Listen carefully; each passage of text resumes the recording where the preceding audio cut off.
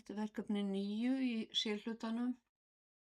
Ég ætla að merkja núna töflu 2 og smelli ég hér og ég fer í References, Insert Caption, kemur hérna töfla 2, skrifa tvípunkt og ég var búin að flýta aðeins fyrir mér og skrifa textan.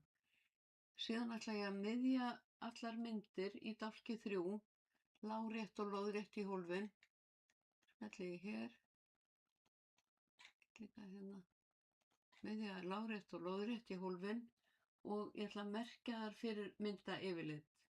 Svo smelli ég hér og ég fer í References, Insert Caption, en nú kemur upp tafla, þannig ég ætla að leita að mynd hérna, mynd, og hún merkir þær 1, 2 og 3.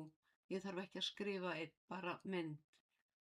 Og ég segi OK og ég ætla að ýta hér á Delete til að koma mikið bil hérna.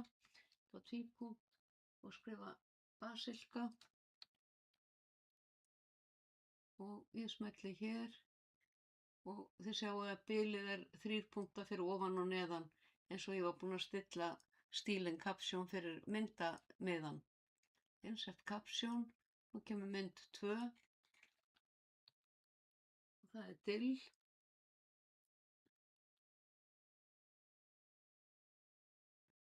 Og síðasta myndin er steinselja og þá kemur hérna Insert Caption og mynd 3.